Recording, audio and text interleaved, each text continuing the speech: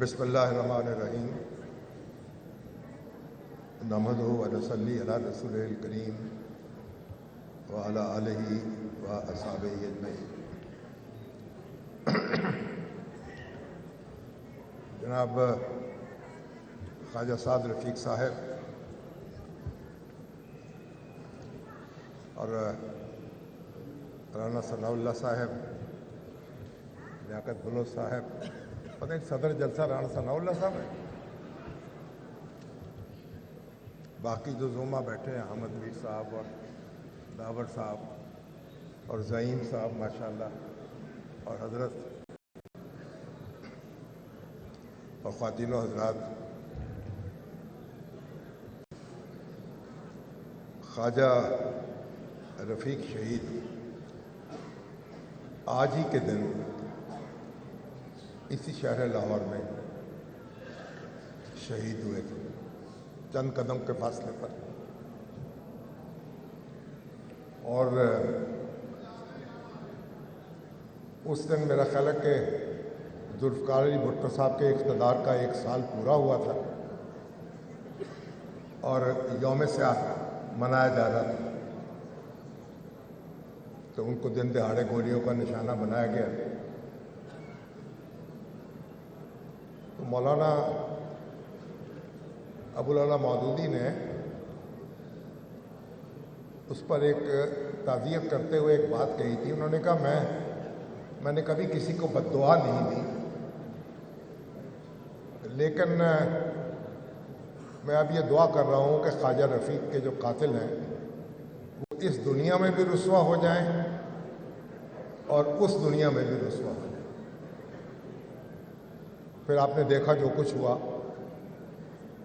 تفصیل بیان کرنے کی مجھے ضرورت نہیں ہے، اور شاید تفصیل بیان کرنے سے بہت سے چہروں پہ ناگواری کے اثرات بھی آ جائیں۔ تو خواجہ رفیق شہید میں خب 20 سال کے تھے جب پاکستان بنا، تو ایک طالب علم کے طور پر، ایک طالب علم لیڈر کے طور پر انہوں نے پاکستان کی لڑائی لڑی، اور پاکستان بننے کے بعد وہ کچھ ہی عرصہ کے بعد وہ اپوزیشن کی صفوں میں جا کھڑے ہوئے، حسین شہید سہروردی کے ساتھ، مولانا نصر اللہ خان کے ساتھ، فیلڈ مارشل ایوب خان کے خلاف محترمہ فاطمہ جناح کا ساتھ دیا، اور یحییٰ ماشاء اللہ آیا تو کوشش کی کہ ملک جو ہے وہ باقی رہ جائے۔ اب دسمبر کا مہینہ ہے اور 1900 کتنا ہمیں یاد دلاتا ہے، خواجہ کی یاد دلاتا ہے، پاکستان کے ٹوٹنے کی یاد دلاتا ہے، اور اس جنگ و جدل کی یاد دلاتا ہے جو ہمارے ہاں برپا رہی ہے۔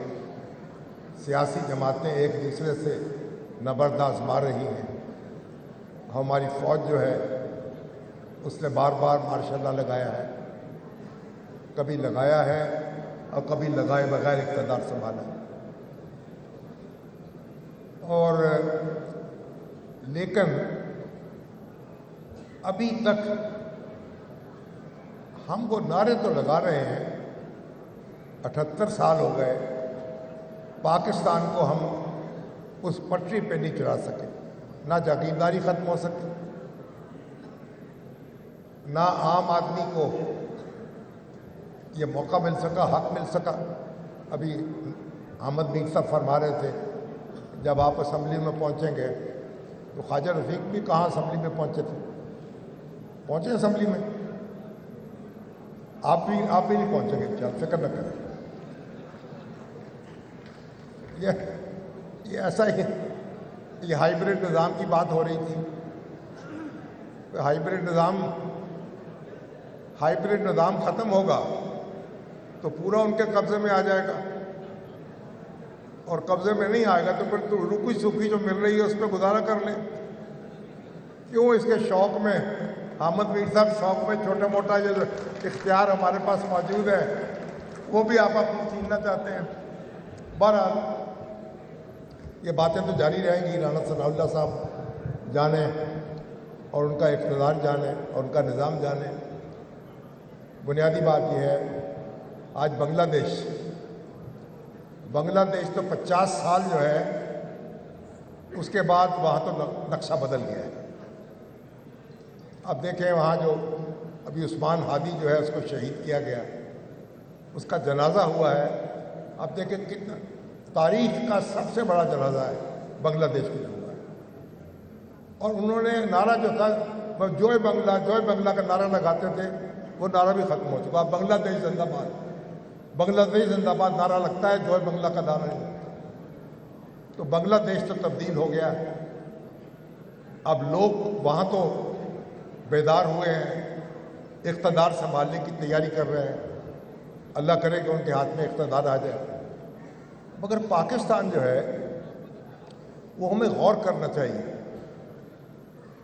यहाँ एक जमात बरसर इक़्तिदार आती है, उसके नारे और होते हैं। दूसरी जमात बरसर इक़्तिदार आती है, जब वो अपोजिशन में होते हैं लोग तो उनके नारे एक होते हैं।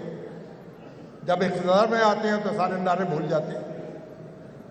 वोट को जो इज्जत देने के ख्वाब देखते हैं वो सारी चीज़ भूल जाते हैं। तो ये हमारे जो अहले सियासत हैं, इनसे दस्ता गुजारिश है कि खुदा के लिए एक दूसरे को जीने का मौका दें, एक दूसरे को जीने का हक दें, एक दूसरे को जिंदा रहने दें, एक दूसरे के साथ हाथ मिलाएं, आपस में बैठें। ये हाइब्रिड निज़ाम ख़त्म हो जाएगा। जब आप ये चाहेंगे, पाकिस्तान हमने इसलिए तो नहीं बनाया था, ख्वाजा रफ़ीक ने जो जिद्दोजहद की इसलिए तो नहीं दी थी, वो तो पाकिस्तान बनाया है। तो अवाम जो है उनको एम्पावरमेंट होनी चाहिए, उनकी तालीम पर, उनकी सेहत पर। क्या 2.5 करोड़ बच्चे आज भी स्कूलों से बाहर हैं, और महंगाई देख लें, कर्जे देख लें। तो बात यह है कि जब तक ये हमारे सियासतदान जो हैं, हर एक की तमन्ना है कि उनके निकाह में मैं आऊँ, निकाह में ना भी रखें तो भाई उनके अपने साथ रख लें। ये तमन्ना नहीं है कि वो बेदखल हो जाए। तमन्ना ये है कि मेरे साथ मेरे साथ मिल जाए, मुझे साथ में डालें। लड़ाई तो सारी जो है वो गुलामी की है कि मुझे गुलामी में कबूल फरमा लें या मुझे गुलामी में कबूल फरमा लें। तो जब यही लड़ाई रहेगी और यही आरज़ू रहेगी तो फिर यही रहेगा जो कुछ हो रहा है, बल्कि उससे बदतर भी हो सकता है। इसलिए अभी मेरे भाई लियाकत दौलत साहब कह रहे थे कि नवाज शरीफ साहब एक लीड करें और चले लोगों को इकट्ठा करें। चलिए, नवाज शरीफ साहब ये काम करें तो बड़ी अच्छी बात है। अगर नहीं करते तो आप खुद ही कर लें। भैया आपको किसी ने मना किया है? हमारे उलमा कराम हैं, हमारे सिविल सोसाइटी के लोग हैं, हमारे सियासतदान भी इकट्ठे हो जाएं, कोई चले। ये क्या किस्सा क्या है? आप मुझे बताएं। ये 9 मई के मुकदमे, अब मैं जिन लोगों ने फौजी तनसीबात पे हमला किया उनकी शदीद मज़म्मत मैं करता हूँ। ये बिल्कुल इसकी इजाज़त नहीं दी जा सकती। लेकिन यार, अब कहीं जज्बात में कोई बह गया, कुछ कर लिया, मिसलीड हो गया। अब 2 साल काट लिए, 2.5 साल काट लिए, 10 साल कैद, फिर 10 साल कैद, फिर 10 साल कैद, फिर एक बार कैद, फिर दूसरी बार जो सजा, फिर दूसरी बार। कहाँ तक लेके जाएंगे आप? जंग के बाद जब फौजें आपस में लड़ती हैं, उसके बाद फिर मुज़ाकरात की मेज़ पे बैठ जाती हैं। 1965 की जंग के बाद ऐलान ताशकंद हुआ, 1972 की जंग के बाद, 71 की जंग के बाद मुआहिदा शिमला हुआ। तो ये हम अपने अंदर कोई मुआहिदा नहीं कर सकते। हम इन लोगों को हम माफ़ी नहीं दे सकते। 2-2 साल 3-3 साल काट चुके हैं जो खुदा के लिए बूढ़े हैं, बुजुर्ग हैं, बीमार हैं, कोई कितना क्या रखेंगे, रख के करेंगे क्या इनको? आप देखें, जब मुसलमानों में आपस के दरमियान जंगें शुरू हो गई तो फिर हमारे जो उलमा थे, फ़ुक़हा थे और अहले इक़्तिदार थे, وہ کٹھے ہوئے کہ جو اب آپس میں لڑتے ہیں تو ان کے ساتھ کیا سلوک ہونا چاہیے. کہا اگر آپس میں مسلمان لڑیں گے تو وہ قواعد نہیں ہوں گے جو کافروں کے ساتھ لڑنے میں ہیں. ان کو غلام نہیں بنایا جائے گا. ان کا مال جو ہے مال غنیمت نہیں سمجھا جائے گا آپس میں مسلمانوں کا. آپ دیکھ لیں ہماری فقہ نے مسلمانوں کے جو آپس کے جھگڑے ہیں ان کو بالکل مختلف کیا جو کافروں کے ساتھ جھگڑے تھے. ان سے جو کافروں کے ساتھ جنگیں تھیں ان سے سلوک اور تھا، جو آپس میں تھی ان سے سلوک اور تھا. تو ہم یہ دن رات ہم کریں گے آخر کیا؟ یہ ان لوگوں کو رانا صاحب دلائل تو بہت دیے جا سکتے ہیں. آپ بھی وکیل ہیں، ایک طرف سے بھی دلائل دے سکتے ہیں، دوسری طرف سے. بھئی یہ لوگ اتنی بڑی تعداد میں آپ جیلوں میں رکھ کے مظاہرے کر لیے، جھک مار لی انہوں نے. آپ کوئی تھوڑا اس پہ رحم کر دیں، ان کو موقع دے دیں اپنے معاملے کو درست کرنے کا. کوئی قومیں جو ہیں ان کو درگزر سے بھی کام لینا پڑتا ہے، کوئی رحم دلی سے بھی کام لینا پڑتا ہے. اور یہ ہمارے یہاں کیا مقدمے ہیں؟ ایک ہمارے معلوم ہوتا ہے پاکستان جو ہے اس کا ہر دنیا میں ہم نے میسج کیا دیا ہے کہ جو بدترین آدمی ہوتا ہے، جو چور ڈاکو چکا بوجھ وزیر اعظم بن جاتا ہے. ہر وزیر اعظم جو ہے اس پہ جو مقدمے قائم ہوئے ہیں معلوم ہوتا ہے یہ بستہ حلف کا بدماش تھا، اور جب ختم ہوتے ہیں تو معلوم ہوتا ہے ولی اللہ بن گیا. تو یہ تماشے ہم کب تک لگاتے رہیں گے؟ اور پاکستان جو ہے اس میں کوئی طاقت پکڑ لے گا.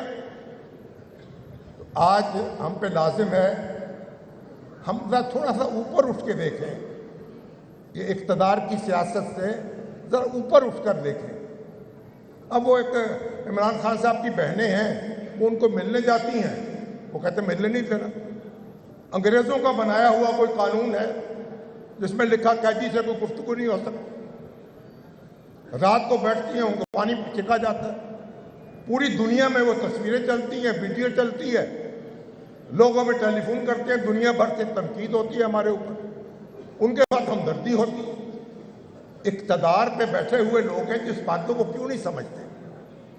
بھائی کوئی آپ نفسیات کوئی محبت سے کوئی تھوڑا غور کرے نا.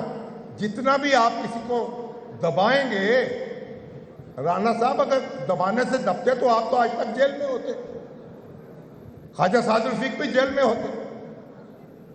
تو بھائی آپ ذرا دیکھیں، غور کریں، دل بڑا کر لیں.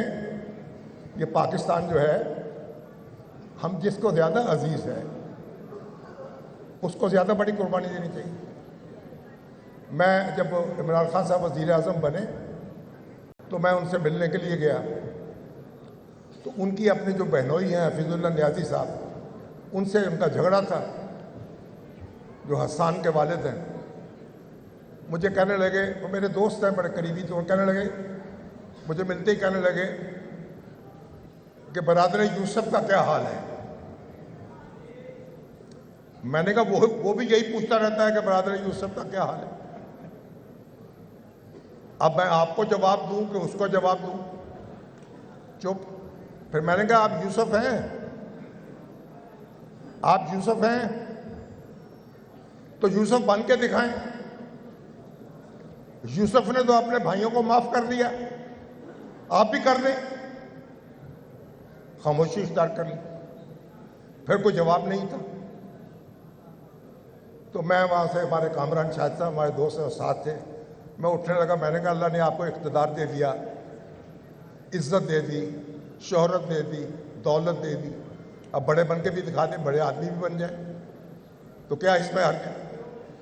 جب پھل لگتا ہے درخت پہ تو جھک جاتا ہے.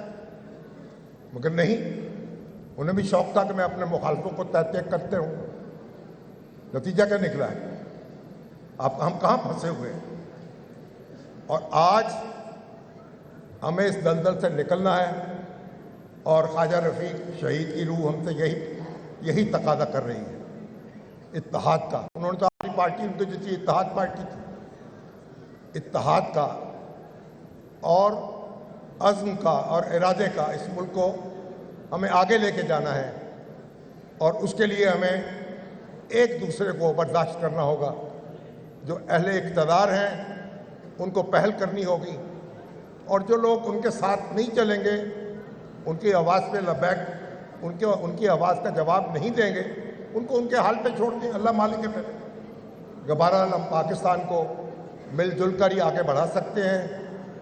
اس طرح ہم نے اتنے 78 سال ضائع کر دیے ہیں۔ 78 سال میں میرا خیال 50-60 سال تو ہم آپس میں جھگڑتے رہے، اور اقتدار کے اور بنا کے اختلاف والے کہتے ہیں ہم اقتدار نہیں کرنے دیں گے، اور اقتدار والے کہتے ہیں کہ ہم ان کو جینے نہیں دیں گے، اور نتیجہ یہ ہے کہ پھر اب یہ جو بھی نظام ہمارے پاس ہے، غنیمت ہے جو بھی ہے، اب ہائی بریڈ ہے، اس پہ گزارا کرنا پڑے گا۔ پھر اس سے نجات تو ہو نہیں سکتی جب تک ہم متحد نہیں ہوں گے، اپنی سپیس واپس نہیں لیں گے۔